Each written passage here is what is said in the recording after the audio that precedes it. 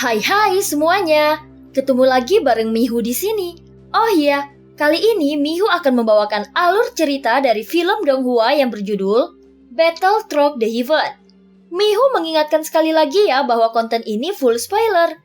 Mari siapkan cemilannya dan mari kita mulai alur ceritanya. Melanjutkan dari kisah sebelumnya. Lalu, apakah kau tahu bagaimana mengendalikan jiwa dari kehampaan ini? Ucap Xiaoyan terus bertanya. Aku tidak tahu itu. Kau benar-benar pembunuh 1000 pedang yang ingin tahu segalanya. Memikirkan namanya saja membuat kepalaku pusing. Aku telah mencoba yang terbaik dan fluktuasi yang berasal dari cincin ini kupikir itu bukan jiwa dari lubang kehampaan. Itu seharusnya hanyalah subjiwa. Ucap tahanan roh mengatupkan bibirnya dan berkata dengan marah. Apakah itu jiwa anak-anak?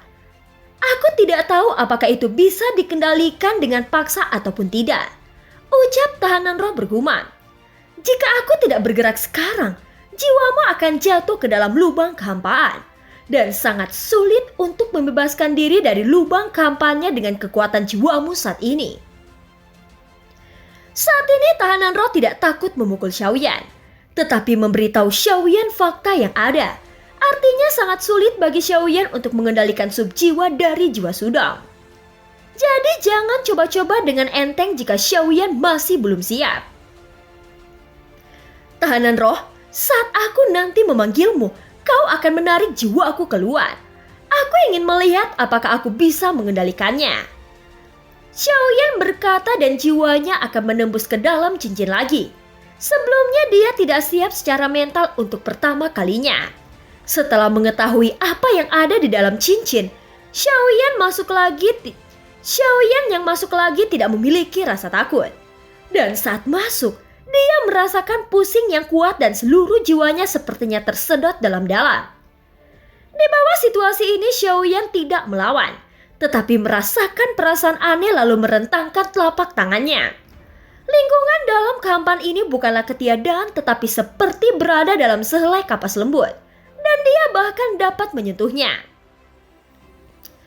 Segera Xiaoyan melepaskan kekuatan jiwanya dan kemudian mencoba yang terbaik untuk mendorong lingkungan sekitar.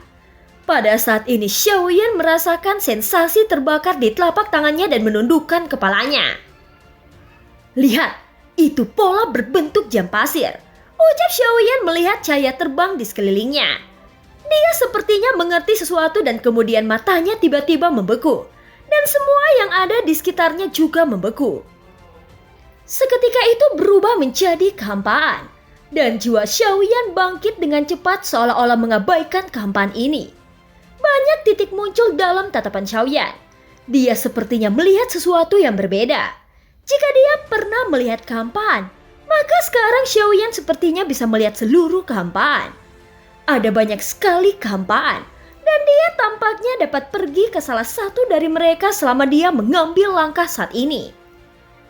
Pada saat ini kehampaan yang telah berhenti berubah menjadi cahaya lagi. Xiaoyan menarik nafas dalam-dalam dan segera memanggil tahanan roh. Karena dengan kekuatannya sendiri, dia tidak bisa mengeluarkan jiwanya sama sekali.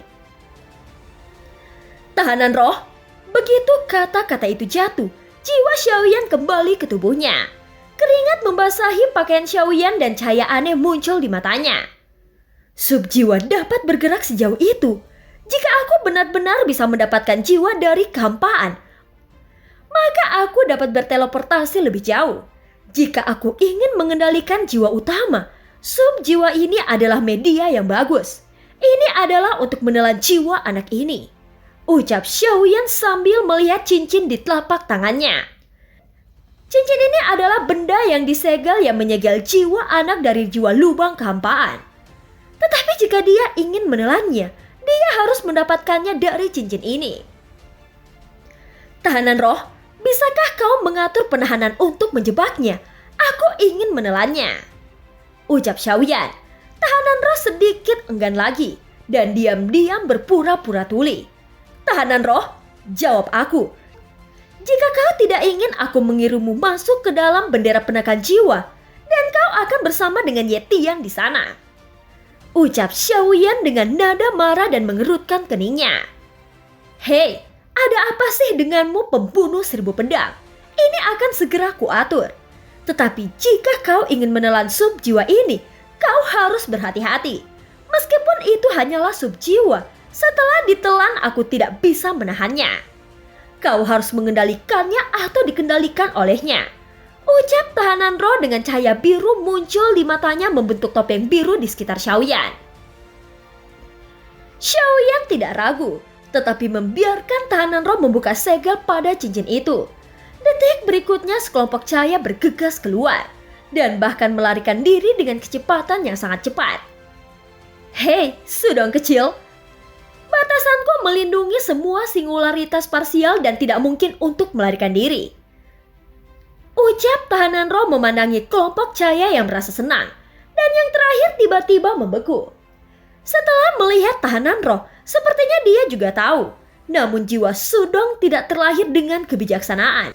Sehingga dia hanya bimbang dan terus merontak-rontak berusaha melepaskan diri darinya. Xiaoyan telah melepaskan jiwa alamnya saat ini untuk melahap sub dunia dari jiwa lubang kehampaan. Itu harus ditelan dengan jiwanya. Xiaoyan tahu bahwa ada risiko, tetapi selama itu dapat ditelan dengan sukses. Meskipun hanya sub jiwa, itu juga akan banyak membantunya dalam batasan yang ditetapkan oleh tahanan roh.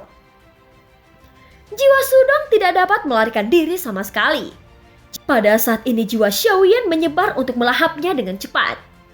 Dan sangat sulit bagi kekuatan jiwa alam Xiaoyan untuk menelan jiwa Sudong. Setelah menelannya, Xiaoyan segera merasakan sakitnya, seolah-olah seluruh jiwanya tersedot oleh jiwa Sudong. Namun Xiaoyan telah mengalami perasaan ini 2 kali, dan kali ini dia bahkan lebih tidak takut. Dia terus beradaptasi dengan perasaan jatuh yang menghisap ini. Tentu saja perasaan dari jiwa bukanlah yang paling menakutkan, tetapi Xiaoyan harus berpikir cara menghidupkan kembali jiwanya sendiri. Jika ingin benar-benar mengendalikan jiwa kehampaan, Xiaoyan tidak bisa lagi mengandalkan tahanan roh. Semua jiwa alam dibuka dan kekuatan jiwa yang agung menyapu keluar. Xiaoyan mencoba merasakan tubuhnya sendiri, tetapi itu semuanya sia-sia. Saat kekuatan jiwa Xiaoyan menyebar, dia menemukan kekuatan jiwa mengalir di dalamnya. Dia segera mencoba untuk berintegrasi ke dalam kekuatan jiwa. Tetapi saat dia menyentuhnya, dia hanya merasakan kesemutan jiwa yang kuat dan dengan enggan gila-gilaan menyapunya. Ini menyebabkan jiwa Xiaoyan runtuh, dan tahanan roh memandang Xiaoyan dari samping. Persis sama seperti ketika dia melihat jiwa Sudong sebelumnya dengan ekspresi yang sombong. Hahaha, sumber jiwa ini sangat mudah untuk ditelan. Ada baiknya tidak memberitahunya, agar dia tidak menggertak dan memperbudakku, dan membiarkanku menderita. Agar dia tidak menggertak dan memperbudakku dan membiarkanku menderita. Gumam tahanan roh, meskipun dia tahu bahwa Xiaoyan pasti tidak akan dapat mendengarkannya, namun dia masih belum berani berkata terlalu keras.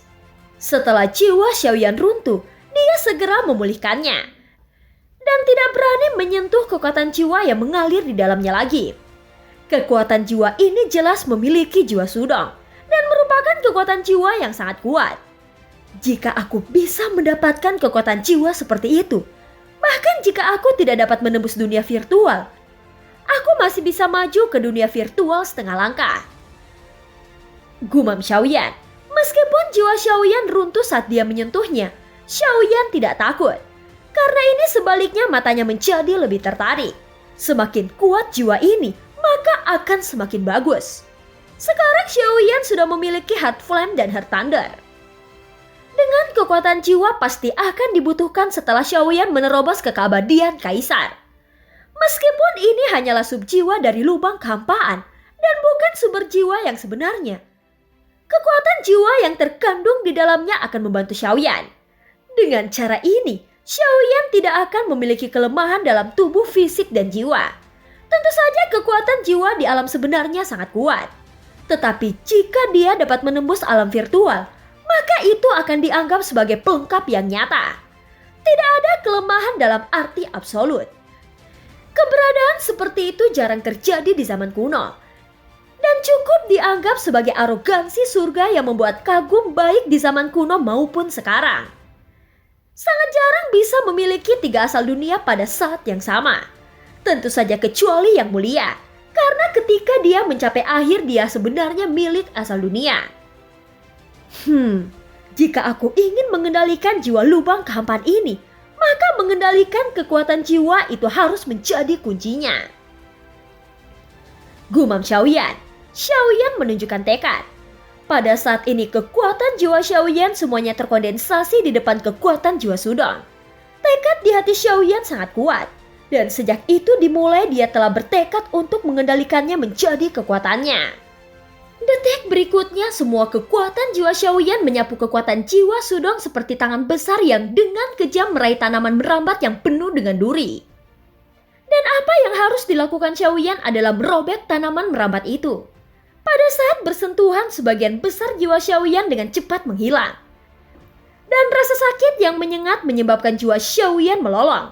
Dibandingkan dengan rasa sakit pada tubuh, rasa sakit dari jiwa sebenarnya lebih cenderung menyebabkan pikiran seseorang runtuh. Jiwa Xiaoyan runtuh dengan cepat, dan dia hanya dapat bertahan paling lama setengah batang dupa. Jika dia gagal dalam setengah batang dupa ini, jiwa Xiaoyan tidak akan sepenuhnya runtuh, tetapi dia akan berakhir dengan cedera yang serius. Setelah beberapa nafas, Xiaoyan tahu bahwa tidak mungkin mengandalkan kekuatannya sendiri. Jika dia ingin mendapatkan jiwa Sudong ini, setidaknya dia perlu menyiapkan benda atau pil aneh yang dapat dengan cepat memulihkan kekuatan jiwanya. Dan saat ini Xiaoyan masih tidak memilih untuk mundur. Dia masih bertahan dan jiwanya semakin melemah. Meskipun itu hanya jiwa anak-anak, itu juga asal-usul jiwa sepertiku. Dan aku adalah asal mula dunia. Bahkan jika itu pembunuh 1000 pedang, itu mungkin akan ditelan dengan mudah olehnya. Aku khawatir itu akan gagal. Ucap tahanan roh berubah menjadi seukuran telapak tangan di bahu Xiaoyan. Dan dia menggelengkan kepalanya dengan menyesal. Tanpa suplemen kekuatan jiwa, artinya Xiaoyan hampir tidak akan berhasil. Bahkan jika dia tahu bagaimana cara menempatinya, namun kekuatan jiwa alam Xiaoyan masih jauh. Tetapi setelah beberapa saat, mata tahanan roh berfluktuasi dengan ekspresi terkejut. Bahkan jika kekuatan jiwa pembunuh 1000 pedang menembus alam virtual, mungkin jiwa ini benar-benar dapat mengandalkan kekuatannya sendiri untuk melahapnya. Saat ini sebenarnya sangat jarang ada yang memiliki jiwa alam dan alam virtual. Bahkan itu jauh lebih langka, kecuali dia berbakat dalam kultivasi jiwa seperti kekuatan psionik yang dia temui dalam turnamen 10.000 alam. Meskipun itu adalah dunia roh, namun jiwa alam virtual masihlah sangat langka. Di dunia roh, jiwa alam virtual seharusnya dianggap sebagai eksistensi teratas. Karena kultivasi jiwa juga sangat sulit. Jiwa yang dapat mencapai alam juga sudah termasuk dalam kategori teratas. Pada saat ini jiwa Xiaoyan menggenggam erat jiwa Sudong. Dan kedua jiwa itu benar-benar dalam keadaan permainan saat ini. Jika keduanya dapat berkomunikasi, maka mungkin dapat melarikan diri dengan mulut mereka. Tetapi jelas setelah Xiaoyan mencoba beberapa kali, dia menemukan bahwa jiwa Sudong ini tidak memiliki kecerdasan spiritual. Dan sepenuhnya melawan Xiaoyan secara naluriah. Namun kekuatan jiwa Sudong masih kuat, tetapi jiwa Xiaoyan juga semakin kuat. Jiwa Xiaoyan semakin besar telah runtuh sekarang. Tetapi jiwa Sudong masih belum terguncang. Sial, aku membutuhkan lebih banyak kekuatan. Gumam Xiaoyan sambil berpikir dengan sangat cepat di dalam hatinya.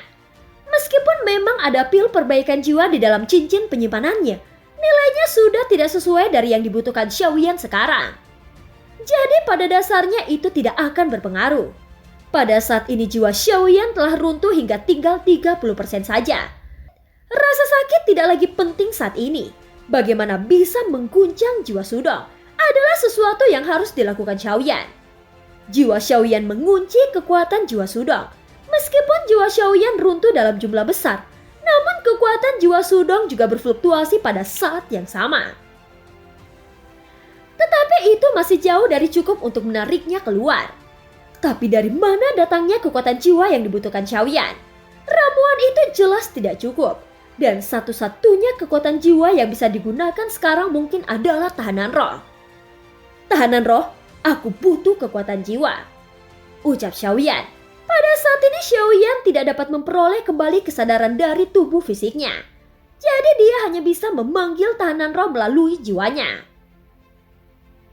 Tetapi setelah beberapa saat, dia tidak mendapatkan tanggapan dari tahanan roh. Ketika jiwa Xiaoyan bersikeras. Tetapi setelah beberapa saat, dia tidak mendapatkan tanggapan dari tahanan roh ketika jiwa Xiaoyan bersikeras. Dan dia tidak memiliki kekuatan jiwa untuk melengkapinya. Jiwa Xiaoyan mengunci jiwa Sudong. Pada saat ini jiwa Xiaoyan mengunci jiwa Sudong dengan erat. Sejak awal Xiaoyan sudah tahu bahwa melakukan hal itu akan sedikit berlebihan. Tetapi ketika dia merebut tubuh, Xiaoyan selalu menggunakan metode ini. Adalah keberuntungan untuk Xiaoyan dapat mengubah bahaya menjadi tawar-menawar.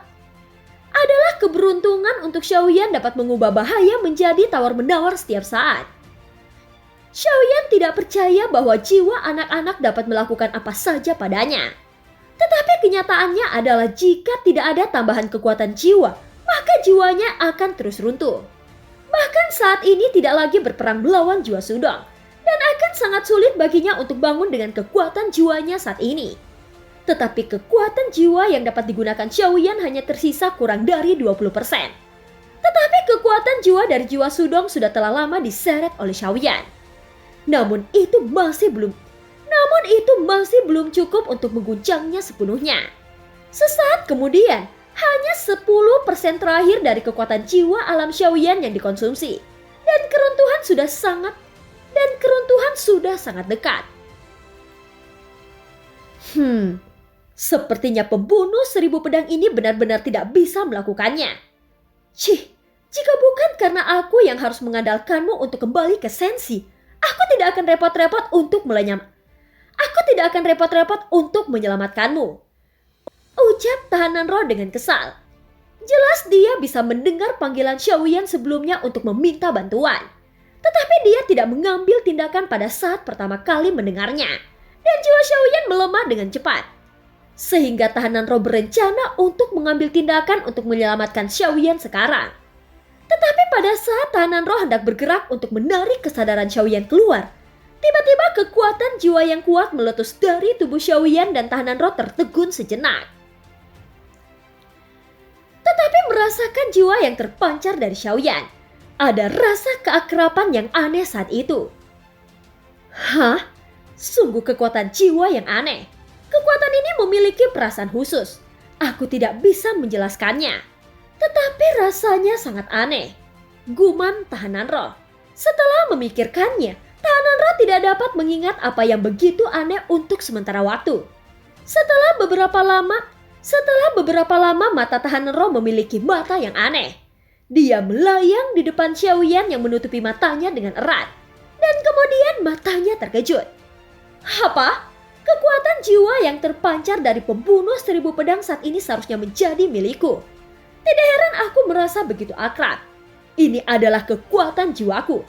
Bagaimana pembunuh 1000 pedang memiliki kekuatan jiwaku? Kapan dia mencurinya? Ucap tahanan roh merasa bahwa dia telah menderita kerugian besar seolah-olah Xiaoyan telah mencuri kekuatan jiwanya. Namun nyatanya kekuatan jiwanya saat ini tidak meluap sama sekali. Dengan kata lain, kekuatan jiwa yang meletus dari tubuh Xiaoyan saat ini tidak meluap dari tahanan roh saat ini, tetapi datang dari tempat lain. Dan tahanan roh tidak pernah mengingatnya kapan dia menyimpan kekuatan jiwanya untuk Xiaoyan. Pada saat yang sama kekuatan jiwa Xiaoyan melonjak seketika. Dan kekuatan jiwa yang kuat itu langsung menarik kekuatan jiwa Sudong. Dan jiwa Xiaoyan langsung mengalir ke dalamnya menempati seluruh tubuh Sudong.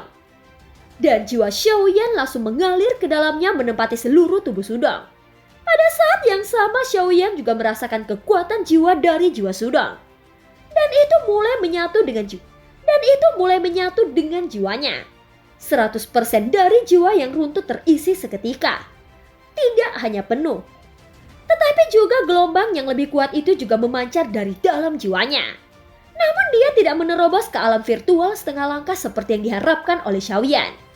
Kekuatan jiwanya masih ada di ranah alam, tetapi jauh lebih kuat dari jiwa di ranah alam sebelumnya. Itu sudah dalam tahap kesempurnaan yang luar biasa. Sepertinya untuk menerobos alam virtual hanya butuh kesempatan. Xiaoyan perlahan membuka matanya. Dan film pun berakhir. Terima kasih udah dengerin Mihu dari awal sampai akhir ya. Sampai jumpa.